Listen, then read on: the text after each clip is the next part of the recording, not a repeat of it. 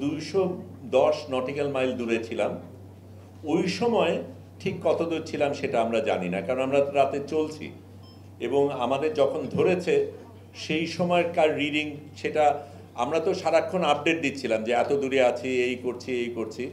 আমরা 210 nautical mile থেকে রওনা দিয়েছি, তখনকার রিডিং সম্বন্ধে বলতে পারি। এই জায়গাটা কত দূরে আমরা নিশ্চিত বলতে পারি না, কিন্তু সম্ভবত আলেকজান্ডার কিছুটা পেরিয়ে। আমি এই হিসাবে বলছি যে আমাদের ওখান থেকে আমাদের 5:30টার দিকে বোধহয়, 6টার একটু আগে 5:30টার দিকে আমাদের বোধহয় ধরা হয়। তারপরে তো আমরা টানা চলি এবং আমাদের জমিনে পৌঁছতে রাত 8:30 খানিক লাগে। কাজেই 12 ঘন্টা খানিক আমাদের যাত্রা করতে হয়েছে। কাজেই 12 ঘন্টা চলার পথ যদি হিসাব করি তাহলে ওই 180 বা কিছু হবে। তবে আমি অনুমান করে বলছি। এটাও প্রাসঙ্গিক বলা যে আমাদের কিন্তু সবচাইতে দূরে ধরেছে, আমাদের ক্ষেত্রে ওরা সবচাইতে বেশি আতঙ্কিত ছিল।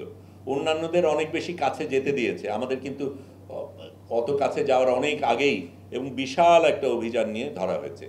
টর্চারের কথা যদি বলি, সেটা অনেক রকমের টর্চার। প্রধান টর্চার আমি বলবো মেন্টাল টর্চার, কারণ যেইভাবে, যেমন কথার কথা, আঘাত ততটা হয়তো পায়নি, কিন্তু আমার পাশে দুজন তুরস্কের ক্রুর যারা ছিল, একজন আরেকজন, ওরা ইংরেজি বলে না, একজন আরেকজনের সাথে ইংরেজিতে কথা বলছে, তখন মেশিন গান নিয়ে, মেশিনের ব্যারেল দিয়ে গুতা মারে এবং বিকট একটা আওয়াজ করে ওই জিনিসটা করে। তো ওই ধরনের জিনিসগুলি হচ্ছে। তারপরে যেটা করা হয়েছিল, আমি অল্প কিছু অংশ বলি, যে আমরা যখন জাহাজ থেকে নামি তখন আমাদের প্রত্যেককে 3 জন একেবারে উপুর করে হাত অনেক পেছনে নিয়ে মাথা নামিয়ে নিয়ে যায়। আমাদের কারো কারো ক্ষেত্রে ওই প্লাস্টিকের ইজুলি যে হয় না, যে হাত জিপলকের মতন একটা জিনিস থাকে যেটা দিয়ে হাত বাঁধে, ওই জিনিসগুলি করা হয়। তারপরে আমার পাশে ইয়াসিন নামে একজন ইয়াসিন না, আলী নামে একজন ভদ্রলোক ছিল, টুনিসিয়ান। তার ফিলিস্তিনি শার্ট পরা ছিল, তাকে শার্ট খুলতে বলা হয়, উনি রাজি হননি, বলে না আমি এটা খুলবো না।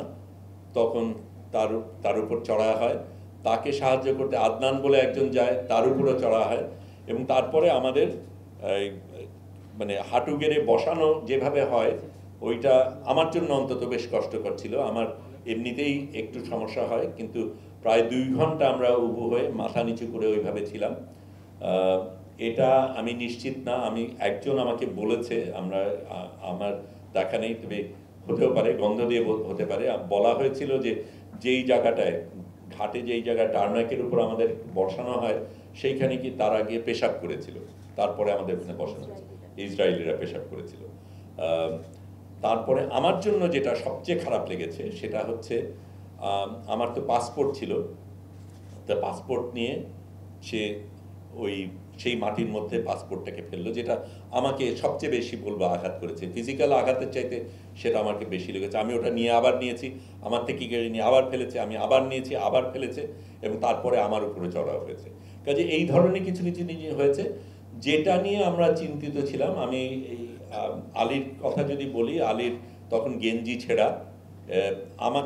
ওই সময় আমার অন্তত চোখে পট্টি দেওয়া ছিল না এবং হ্যান্ডকাফও করা ছিল না। আলীর কিন্তু তাই ছিল, আদনানেরও তাই ছিল, এবং তারা তো কষ্ট পাচ্ছিল বলাই হচ্ছিল। তারপর আমার পাশে যেহেতু ছিল, তাকে বলছিল সে ইউ লাভ ইসরায়েল, সে বলে না আই লাভ প্যালেস্টাইন। তারপর আবার চড়া হলো তার উপরে।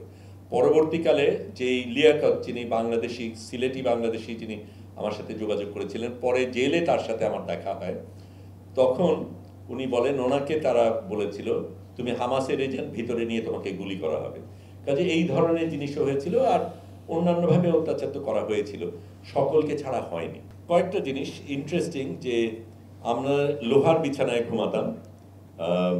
এটা আমরা নামার পরে আমাদের কিন্তু বাসে করে প্রথমে তো অনেকগুলি চেকিং হয়, আমাদের যন্ত্রপাতি নিয়ে নেয় সব কিছু।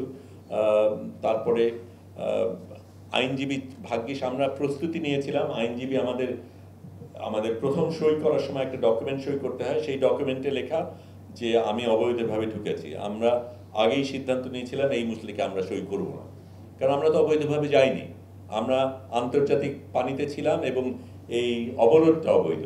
কাজে আমরা নিজেদের অবৈধ বলবো কেন? সেটা অবশ্য আমরা আইনজীবীদের সাথে আলাপ করে নিয়েছিলাম। আরেকটা ফর্ম ছিল, সেটাও কিছুটা ওই রকমের। এই দুটোর কোনোটাই আমরা সই করবো না বললাম। তৃতীয় একটা ফর্ম, যেটা আইনজীবী আমাকে অবশ্য বলেছিল আইনজীবীকে পাওয়া যাচ্ছে না, আমি বলছি আমি আইনজীবী ছাড়া বসবো না। তারপর আইনজীবী আসলো, আমরা আগেই প্রস্তুত নিয়েছিলাম, আমরা ওই যে বললাম রাত জেগে সবার ছবি সব কিছু পাঠিয়ে দিয়েছিলাম, কাজে আইনজীবীরা সেভাবে এসেছিল এবং আইনজীবী আমাকে বলেছিল এইটা তুমি সই করতে পারো, আমরা রেকমেন্ড করি, সেটা হচ্ছে 72 ঘন্টার মধ্যে আমাকে যেন ডিপোর্ট করা হয়, যাতে আমাকে জেলে না রাখা হয়, সেইটা আমি সই করি। তো সেই জায়গাটা হওয়ার পরে আমাদের অনেকগুলি ধাপের পরে আমাদের একটা বাসে উঠানো হয়। সেই বাসে এরকম আমরা একদম ঠাসাঠাসি 4 জন পাশে বসলে যেরকম হয়, ওইটার আমি মেপেছিলাম, যদিও পট্টি দেওয়া ছিল, আমি ফাঁকতালে আমার এটাকেও একটু ম্যানেজ করে, পট্টিকেও ম্যানেজ করে আমি দেখতে পেরেছি যে কারা, মানে কারা ছিল তা তো আর বোঝা যায়নি, কিন্তু 4 জন আছে, আকারটা ধরতে পেরেছি। এটা ছিল আনুমানিক 2 ফুট বাই 5 ফুট একটা কক্ষ, তার মধ্যে আমরা 4 জন বসে লোহার ইসের মধ্যে, প্রচণ্ড ঠান্ডা, মানে এটা ফ্রিজারের মতন কোনো একটা কিছু। আমরা তো পাতলা গেঞ্জি পরা, কারণ আমাদের কাপড় সাপড় নিয়ে অন্য গেঞ্জি পরিয়েছে, তাদের দেওয়া গেঞ্জি পরিয়েছে, সেটাই পরা, কাজেই মানে এবং 2 ঘন্টার মতন আমরা যাত্রা করি। পরে আমরা জানতে পারি যে ওদের সবচাইতে টপ সিকিউরিটি জেল, একদম মরুভূমির মাঝখানে একটা জেল আছে, সেইটাতে আমাদের রাখা হয়েছিল। তারপরে আমরা অবশ্য আগের সিদ্ধান্ত নিয়েছিলাম আমরা হাঙ্গার স্ট্রাইক করব, আমরা খাইনি, কিন্তু সকলের শরীর তো একই রকমের না, কারো কারো প্রয়োজন ছিল। এই 2.5 দিন আমরা ওখানে ছিলাম, জেলে ছিলাম, সেই সময় 1 প্লেট খাবার দেওয়া হয়েছে, যারা খেয়েছে তাদের, আমরা খাইনি।